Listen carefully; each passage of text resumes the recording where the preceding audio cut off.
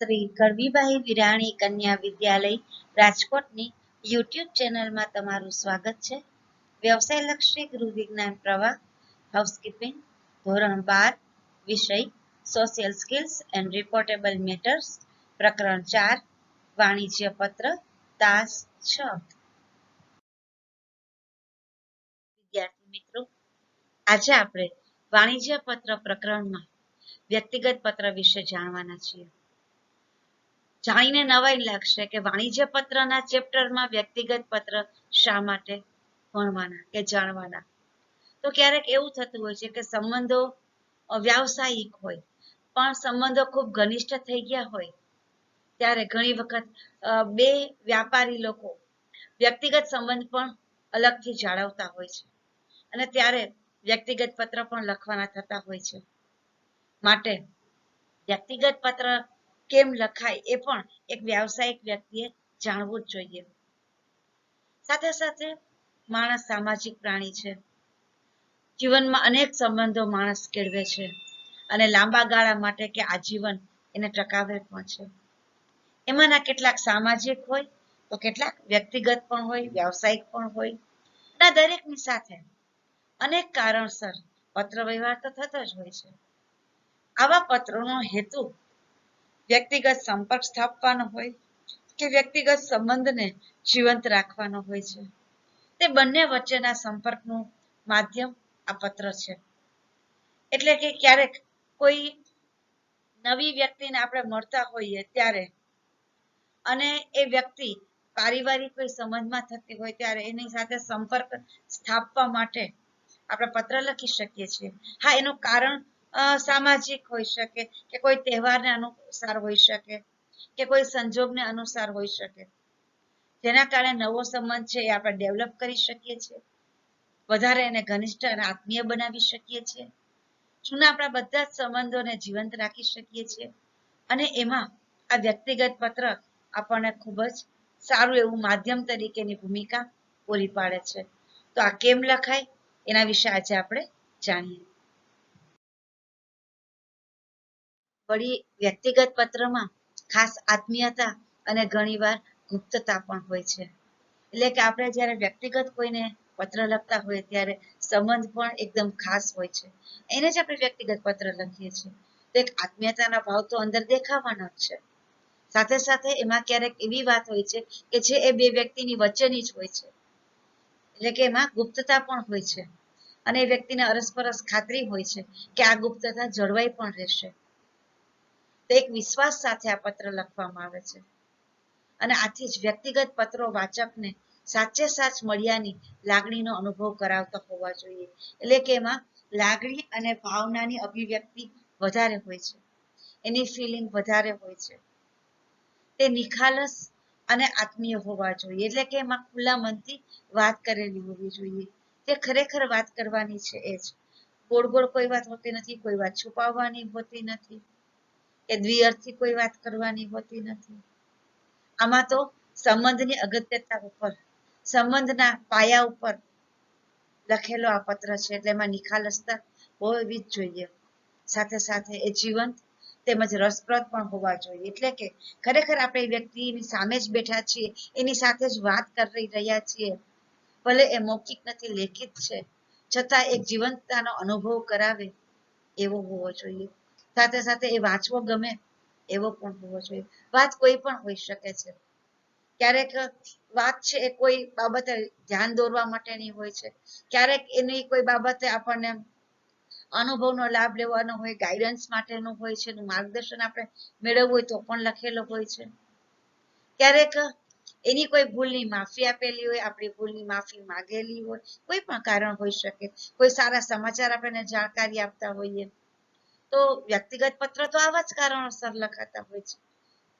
કોઈ ક્યારેક કોઈ ખુશીની વાત આપણી સાથે શેર કરતા હોય, પરિવારની કોઈ વ્યક્તિએ સરસ મજાનું કોઈ ફિલ્ડમાં સારું સ્થાન પ્રાપ્ત કર્યું હોય, બાળકોએ અભ્યાસમાં સારું નામ કરેલું હોય, પારિવારિક કોઈ સારા પ્રસંગ હોય, કોઈ તહેવારની ઉજવણી બાબતે એમને આમંત્રણ મોકલવાનું હોય, કોઈ પ્રસંગ બાબતે આમંત્રણ મોકલવાનું હોય, અથવા તો આપણે હાજર ન થઈ શક્યા હોય તો એના માટેની દિલગીરી વ્યક્ત કરવાની હોય, કોઈ પણ વસ્તુ હોઈ શકે.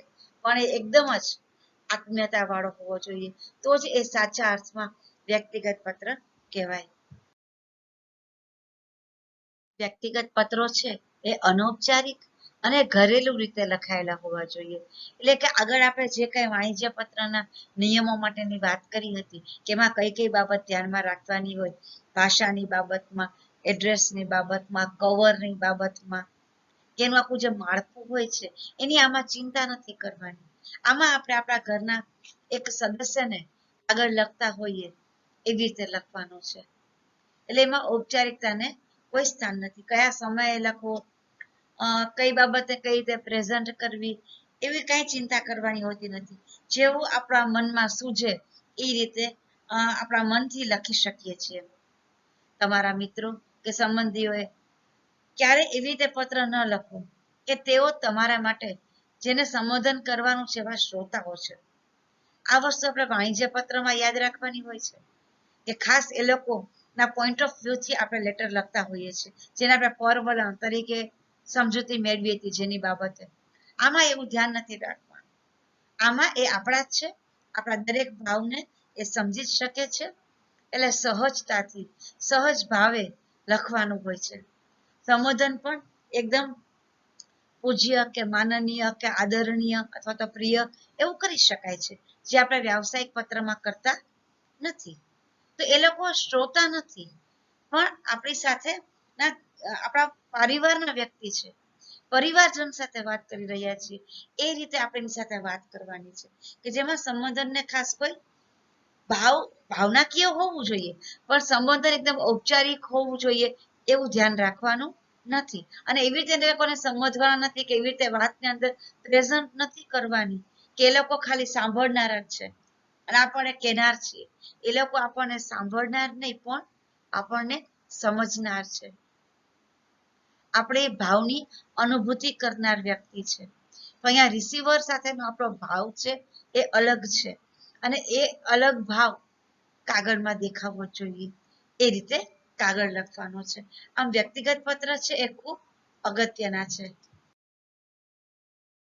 ઘણી વખત આપણે એવા સંબંધો પણ નિભાવવાના હોય છે જે વ્યાવસાયિક પણ હોય અને ખાનગી અને વ્યક્તિગત પણ હોય. સાથે સાથે આપણા કસ્ટમર જે છે એની સાથે આપણો કોઈ સામાજિક કે પારિવારિક સંબંધ પણ હોય. તો વ્યક્તિગત પત્ર છે એ અનેક રીતે આપણને ઉપયોગી તો થાય જ છે, કારણ કે એની પણ જરૂરિયાત પડશે જ. તો એકને એક વ્યક્તિ સાથે જ્યારે આપણે વ્યવસાયિક રીતે પત્ર વ્યવહાર કરતા હોય ત્યારે એની ભાષા અને વિનય વિવેક અલગ હોય.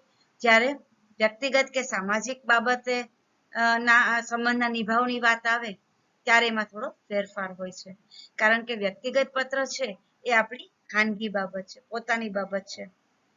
અને પત્ર લખતી વખતે તમે પોતે હો છો અને જેને લખો છો એની વૈચારિક હાજરી હોય છે, કારણ કે જેને ધ્યાનમાં રાખીને, જેને વિચારમાં રાખીને આપણે પત્ર લખતા હોઈએ છીએ એ સહેજે આપણા મગજમાં હોય છે, અને એને યાદ કરીને આપણે એની વ્યક્તિત્વના અનુરૂપ, એની સમજદારીને અનુરૂપ, એની ભાવનાને અનુરૂપ આપણે પત્ર લખતા હોઈએ છીએ. અને લખતી વખતે સતત ધ્યાનમાં રાખવાનું કે આ પત્રને જ્યારે વાચક વાંચશે ત્યારે એના પ્રતિભાવો શું હશે. અને જેને આપણે ખૂબ આત્મીયતાથી ઓળખતા હોઈએ તો એના પ્રતિભાવ પણ આપણી નજર સમક્ષ તરત જ આવી જતા હોય છે. આ જ આની મજા છે. તમે તમારી ભાવનાને શ્રેષ્ઠતમ રીતે શાબ્દિક સ્વરૂપ આપી શકો છો. એટલે કે જે ભાવના આપણે વ્યક્ત કરવી હોય એ કરી શકીએ છીએ. આમાં મુક્તતા છે. ઔપચારિક પત્રમાં આ શક્ય નથી. જેમ કે કોઈ કંપનીમાં કંઈ તકલીફ થઈ છે, કોઈ સમસ્યા થઈ છે, તો પણ આપણે ભાવના વ્યક્ત કરવા માટે એક લિમિટ હોય છે, મર્યાદા હોય છે. જ્યારે આમાં આપણે આપણી ભાવનાને મુક્ત રીતે વ્યક્ત કરી શકીએ છીએ. તમારા વિચારો ટૂંકમાં, સરળતાથી અને સહજતાથી રજૂ કરો. એટલે એક પણ પ્રકારના ટેન્શન વગર, ઔપચારિકતા વગર ટૂંકમાં લખી શકાય, અને લંબાણથી લખવું હોય તો પણ છૂટ હોય છે. સરળતાથી અને એકદમ સહજતાથી, પ્રાકૃતિક રીતે મગજમાંથી, મનમાંથી જે વિચાર કે ભાવ આપણને આવતા જાય એ રીતે, અને જે શબ્દ પહેલો યાદ આવે આપણે રજૂ કરી શકીએ છીએ. વ્યક્તિગત પત્ર આપણા ચારિત્ર અને વ્યક્તિત્વની છાપ સમાન હોય છે. એટલે કે જે કાગળ આપણે લખીએ છીએ એક આત્મીયજન સાથે તો એમાં જે આપણી ભાવના કે આપણા શબ્દોની પસંદગી હોય છે એ આપણું કેરેક્ટર નક્કી કરે છે કે આપણું ચારિત્ર કેવું છે. એક ને એક વાત ખૂબ સુંદર રીતે પણ કરી શકાય અને થોડી કઠોર રીતે પણ કરી શકાતી હોય છે. તો આપણે કઈ પદ્ધતિ વાપરીએ છીએ, કેવો શબ્દોનું ચયન કરીએ છીએ, એ આપણું કેરેક્ટર અને આપણી પર્સનાલિટી પ્રેઝન્ટ કરે છે. તેમાં નમ્રતા અને સાદગીનો સુંદર સમન્વય કરી શકાય. એટલે કે આપણે શિષ્ટાચાર જાળવવો છે, સાથે સાથે સિમ્પ્લિસિટી પણ રાખવાની છે. ખોટી ઔપચારિકતાની આમાં જરૂરિયાત નથી. હવે આપણે જરા એ જોઈ લઈએ કે ઔપચારિક પત્ર અને અનૌપચારિક પત્ર એટલે કે વ્યક્તિગત પત્રમાં શું ફેર હોય, એની ભાષામાં શું ફેર હોય. ઇમેજ ઇંગ્લિશમાં છે, પણ આપણે વ્યવસાયલક્ષી રહેવાના વિદ્યાર્થી તરીકે સંપૂર્ણતયા ઇંગ્લિશથી ગભરાશું નહીં અને એનાથી દૂર પણ નહીં રહી શકીએ. તો મામૂલી પ્રાથમિક કક્ષાનું ઇંગ્લિશ આપણને સમજાય જ શકે અને આપણે એને એક સેન્ટેન્સ બાય સેન્ટેન્સ સમજતા જઈએ કે બંનેમાં શું ફેર હોય. તો પેલો તફાવત એ છે કે ફોર્મલ લેટર જે છે એટલે કે ઔપચારિક છે એમાં કમ્પ્લીટ સેન્ટેન્સ લખવાનું, એટલે કે આખું વાક્ય પૂર્ણ રીતે જેમ લખાતું હોય વ્યાકરણની દ્રષ્ટિએ, ભાષાની દ્રષ્ટિએ, એમ જ લખવું પડતું હોય છે. જ્યારે અનૌપચારિક પત્રમાં એવું ન હોય કે તમારે આખું વાક્ય પૂરું જ કરવું પડે. તમે અધૂરું વાક્ય પણ 2 શબ્દમાં કઈ પણ વાત કહી શકો, બસ જેમ તમે રૂબરૂ વાત કરતા હો છો એમ જ. બીજું છે ન કન્ટ્રેક્શન્સ, એટલે કે ટૂંકાણ નથી કરવાનું ક્યાંય. એટલે કે ઔપચારિક પત્ર છે એમાં બધી વસ્તુ લંબાણપૂર્વક કહેવાની છે, જેમ તમારે કરવાનું હોય એમાં. જ્યારે ઔપચારિકમાં તમે ટૂંકાણમાં કાંઈ પણ વાત કેવી હોય તો કહી શકો છો તમારી રીતે. ત્રીજો તફાવત એ છે કે આમાં કન્જક્શન્સનો ઉપયોગ થયેલો હોય છે, એટલે કે 2 વાક્યને જોઈન્ટ કરવાના માટે બટ, એન્ડ, ઇફ એવું વાપરેલું હોય છે. જ્યારે આમાં એવી કાંઈ જરૂરિયાત નથી. તમે કોમા કરી નાખો તો પણ ચાલે, ન કરો તો પણ ચાલે, ડેશ કરી નાખો તો પણ ચાલે. દરેકની પોતાની એક શૈલી હોય છે લખવા માટેની, પોતાના જે કોઈ આત્મીય જન છે એની સાથે લખી શકીએ. ચોથો તફાવત છે કે ફુલ્લી સ્પેલ્ડ આઉટ વર્ડ્સ, એટલે કે પૂરેપૂરી જોડણીની ધ્યાન રાખીને વાત લખેલી હોય છે, ક્યાંય પણ મિસ્ટેક નહીં ચાલે. ત્યારે આમાં તમે શોર્ટ ફોર્મમાં લખી શકો છો.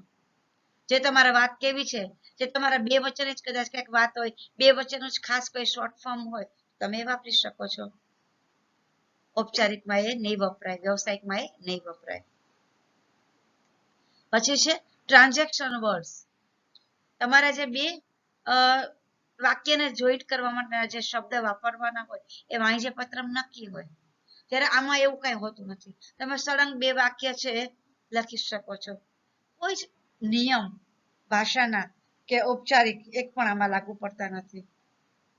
પછી છે કે ઔપચારિક જે પત્ર છે એમાં પેરેગ્રાફ નક્કી હોય કે આ પહેલા પેરેગ્રાફમાં આટલી જ વાત, બીજા પેરેગ્રાફમાં આ પ્રકારની વાત, એક માળખું નક્કી હોય છે વ્યવસાયિક પત્રનું. જ્યારે આમાં એવું કાંઈ જ નક્કી નથી થતું. ક્યારે પેરેગ્રાફ પાડવો, કયા પેરેગ્રાફમાં શું વાત કરવી, કોઈ પેરેગ્રાફમાં 2-3 વાત મિક્સ થઈ જાય, વોટેવર, એમાં આપણે મુક્ત હોઈએ છીએ. જ્યારે આગળના તફાવતની વાત કરીએ તો punctuation at the end of every sentences, કે આપણે ફૂલ પોઈન્ટ મૂકવો જોઈએ, ક્યાંક કોમા કરવો પડશે, તો એવું આમાં કાંઈ હોતું નથી. વ્યક્તિગત પત્રમાં તમને મન પડે તો ફૂલ પોઈન્ટ મૂકો, અધરવાઇઝ ચાલે છે. ત્યાર પછી વાત કરીએ તો આપણે જ્યારે કોઈને ગ્રીટિંગ કરીએ છીએ, એટલે કે સંબોધન કરીએ છીએ, ત્યારે ઔપચારિક પત્ર હોય તો ડિયર સર, મેડમ એવું લખીએ છીએ. જ્યારે અનૌપચારિકમાં આપણે હે, હાવ આર યુ, કે તમે કેમ છો, પૂજનીય, આદરણીય, માનનીય, એવું કંઈ પણ લખી શકીએ જેને પત્ર લખતા હોય એના અનુસંધાનમાં. પછી છેલ્લો તફાવત એ આવે છે કે જ્યારે ઔપચારિક પત્ર છે એ પૂરો થાય ત્યારે સિન્સિયરલી કે બેસ્ટ રિગાર્ડ્સ કે એવું આપણે શબ્દ લખીએ છીએ. જ્યારે આમાં ટોક ટુ યુ લેટર પછી વાત કરીએ બાય, સાદર પ્રણામ, એવું કંઈ પણ લખી શકીએ છીએ. તો આવા પ્રાથમિક અમુક ફેરફાર હોય છે ઔપચારિક પત્ર અનૌપચારિક પત્રમાં.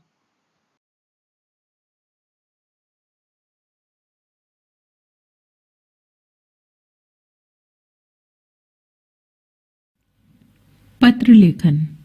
नमस्ते बच्चों, आज मैं अल्पना आपको पत्र कैसे लिखा जाता है इसके बारे में पत्र लेखन पाठ में बताऊंगी। पत्र होते क्या हैं?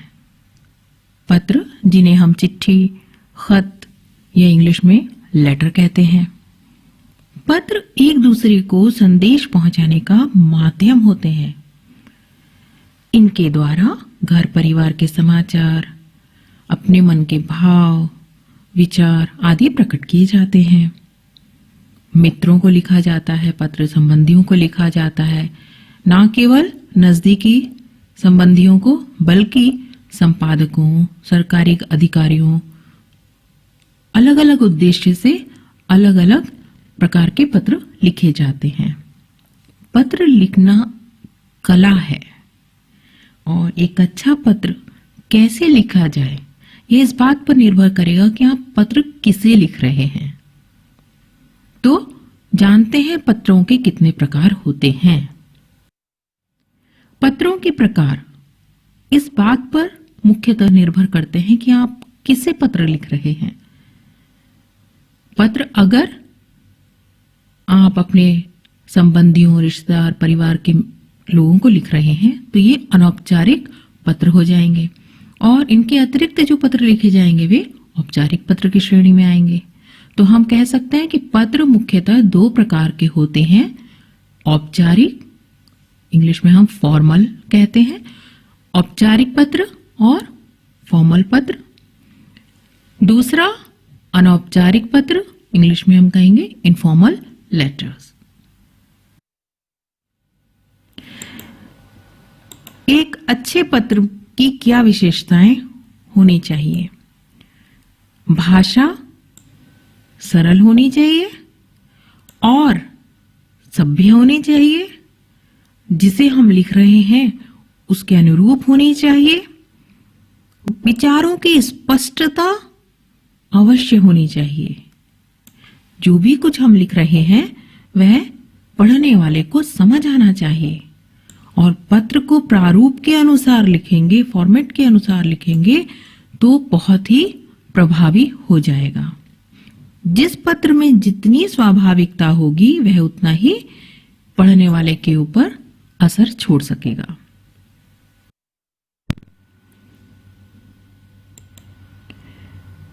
तो अब देखते हैं कि अनौपचारिक पत्र क्या होते हैं। अनौपचारिक पत्र जिन व्यक्तियों के साथ हमारे व्यक्तिगत संबंध होते हैं, पारिवारिक संबंध होते हैं, उन्हें लिखे जाने वाले पत्र अनौपचारिक पत्र कहलाते हैं।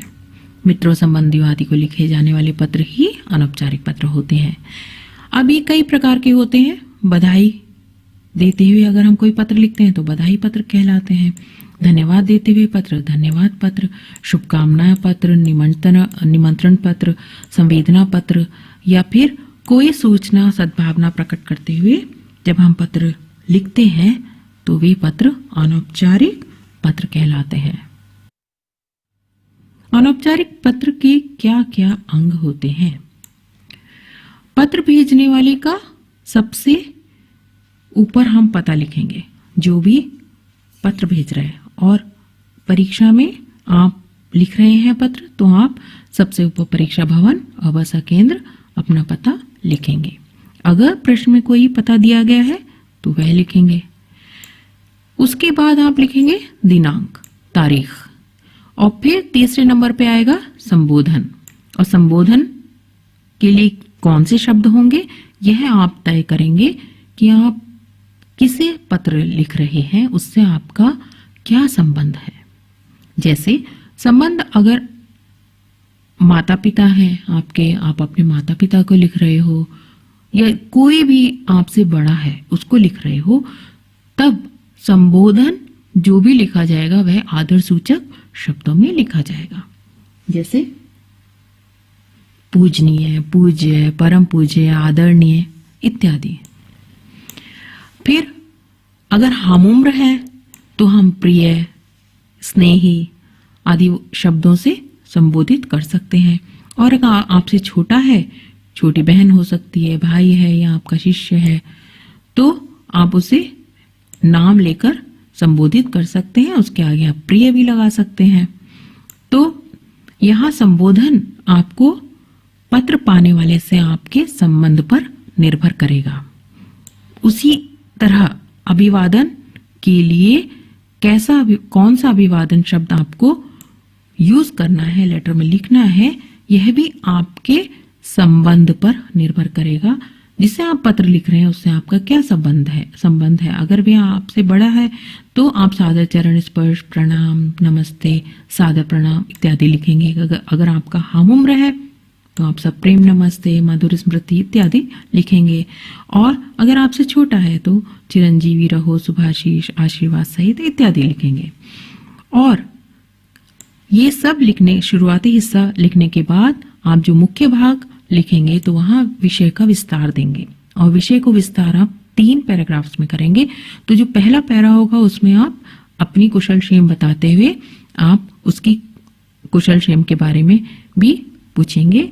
उसके पश्चात आप जो दूसरा पैराग्राफ लिखेंगे वह मुख्य बात कहता हुआ होना चाहिए। जितना भी आपका जो भी आप पत्र में अपने विषय को विस्तार दे रहे हैं, मुख्यतः वहां आप उस अपने बात को लिखेंगे। का विस्तार देते हुए हमें 3 पैराग्राफ बनाने हैं। पहले पैराग्राफ में आप लिखेंगे कि आप कैसे हैं, मैं कैसा हूं, जो भी है कुशल क्षेम बताते हुए 1-2 लाइनें लिखनी है। फिर मुख्य बात जो है वह दूसरे पैराग्राफ में लिखनी है। और तीसरे पैराग्राफ में आप 2 लाइनों में आप लिखिए कि जैसे कि हम लिखते हैं कि आपके पत्र की प्रतीक्षा में आशा है आप अवश्य आएंगे, या जो भी विषय के अनुसार आप उसे समाप्त करते हुए, विषय को समाप्त करते हुए पंक्तियां लिखेंगे। उसके पश्चात आप पत्र पाने वाले से अपना संबंध बताते हुए लिखेंगे।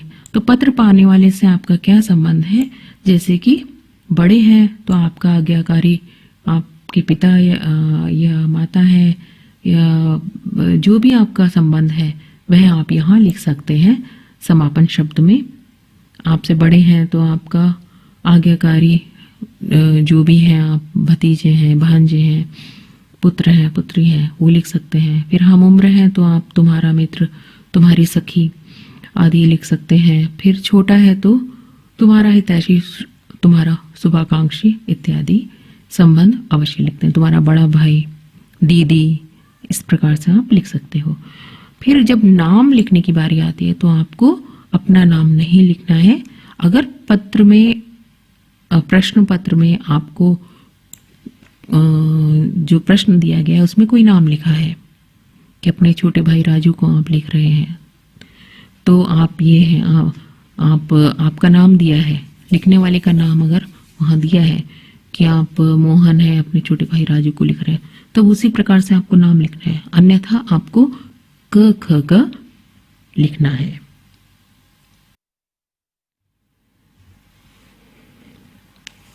अब यहां देखते हैं एक अच्छा नमूना, जहां छात्रा ने या छात्र ने जो भी है इस उत्तर पुस्तिका में जिन्होंने उत्तर लिखा है, सबसे ऊपर परीक्षा भवन, शहर, फिर उसके बाद दिनांक, फिर क्योंकि मित्र को लिखा जा रहा है तो मित्र का नाम, प्रिय मित्र दिनेश। अगली पंक्ति में अभिवादन, सुप्रभात। उसके पश्चात इन्होंने जो है पूरा मैटर पैराग्राफ में लिखा है। तो आप आगे देखेंगे अगले पन्ने पर कि किस तरह से अगला पैराग्राफ हम देख सकते हैं। तो यहाँ पर इन्होंने 3 पैराग्राफ में अपनी बात समाप्त की है। और अंतिम पैराग्राफ में कुछ इसी तरह से आपको भी लिखना होता है कि बड़ों को प्रणाम, छोटों को आशीष या छोटों को प्यार इत्यादि। अंत में संबंध बताते हुए आपको लिखना है तुम्हारा मित्र, तुम्हारी सखी जो भी है। तो यहाँ पर लिखा है तुम्हारा मित्र, क ख ग। तो यह प्रारूप के अनुसार लिखा गया एक नमूना है। अब एक यह पत्र भी देख लेते हैं। यह भी अनौपचारिक पत्र का एक अच्छा नमूना है। यहाँ जो पता लिखा है वह काल्पनिक होगा। आप भी काल्पनिक पता लिख सकते हैं अगर आप परीक्षा भवन नहीं लिखना चाहते, लेकिन अच्छा है कि परीक्षा भवन आप लिखें। और दिनांक एक पंक्ति छोड़कर बड़ी सफाई से, सुंदरता से यह चिट्ठी लिखी गई है, तो दिनांक लिखी और उसके बाद संबोधन, अभिवादन, पहला पैराग्राफ, दूसरा पैराग्राफ और यह तीसरा पैराग्राफ। तो 3 पैराग्राफ में पूरी बात खत्म कर दी गई है। और फिर यहाँ पर संबंध यहाँ लिख दिया है, पत्र पाने वाले से आपका संबंध, और यहाँ आपने नाम लिखा है क ख ग। ठीक है, तो यह भी एक अच्छा नमूना है। धन्यवाद। आशा है आपको पत्र लेखन अच्छे से समझ में आ गया होगा।